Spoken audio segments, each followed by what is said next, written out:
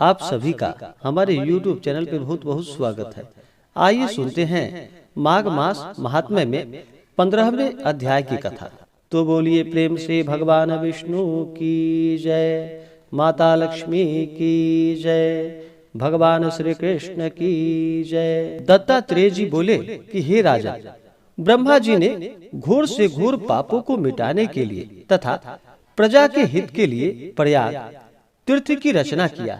गंगा जी तथा यमुना जी की धारा के जल की और इसमें स्नान की बड़ाई भी यह प्रकार सुनो। ब्रह्मा ने पुराने समय में पाप रूप पशुओं की रचना किया, सरस्वती से युक्त सफेद और काली धारा बनाई और इसके संगम पर ब्रह्मलोक की रचना की।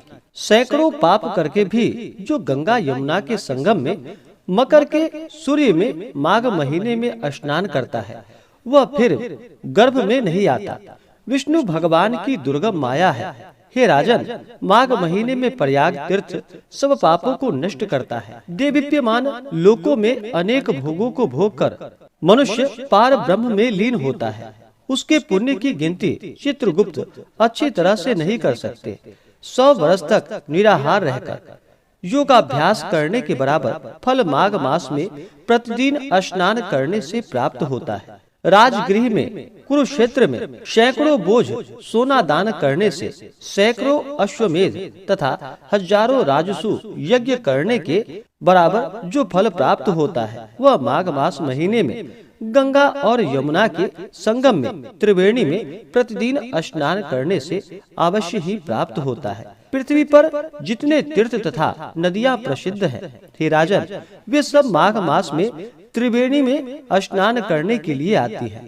सब तीर्थ पापियों के संग दोष से अशुद्ध हो जाते हैं। माघ मास में वे निर्मल हैं, अतः स्नान करने से उनके वे सब पाप दूर हो जाते हैं। हे राजन, वाणी, मन तथा शरीर से कल्प तक जन्मों में एकत्र किए मनुष्य के पाप गंगा यमुना के संगम में माघ महीने में 3 दिन स्नान करने से नष्ट हो जाते हैं।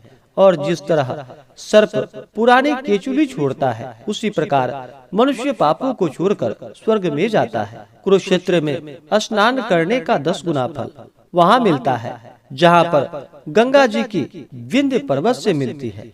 इससे भी 100 गुना फल काशी की उत्तर वाहिनी गंगा जी में, काशी से भी 100 गुना फल गंगा यमुना के संगम में, और इससे भी 1000 गुना फल जहाँ गंगा जी पश्चिम में बहती है, वहाँ स्नान करने से होता है। हे राजन, वहाँ गंगा जी के दर्शन से ही ब्रह्म हत्यादि आदि पाप नष्ट हो जाते हैं। पश्चिम में बहने वाली गंगा जी और कालिंदी नदी के दुर्लभ संगम में माघ महीने में स्नान करने से कल्प तक किए हुए पाप नष्ट हो जाते हैं।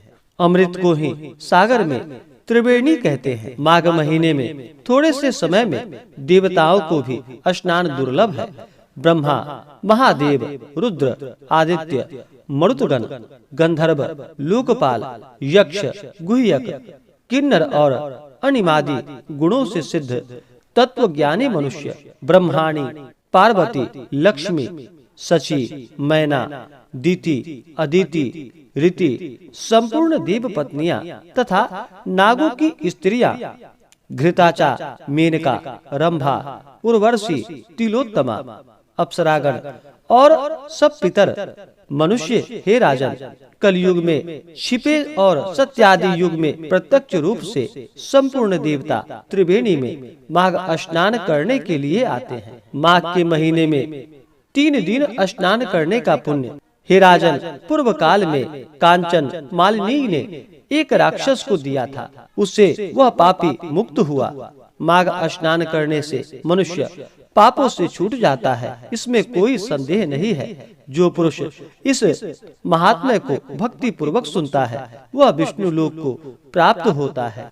इस प्रकार से माघ मास महात्म्य में 15वें अध्याय की कथा पूर्ण हुई। तो बोलिए प्रेम से भगवान विष्णु की जय, माता लक्ष्मी की जय, भगवान श्री कृष्ण की जय। इसी प्रकार से अगर आप आगे के अध्याय को सुनना चाहते हो, हमारे चैनल पे नए हो तो हमारे चैनल को लाल बटन दबा करके सब्सक्राइब करें, साथ में बेल आइकन घंटी को दबाएं ताकि मेरे वीडियो का नोटिफिकेशन आपको समय से मिलता रहे।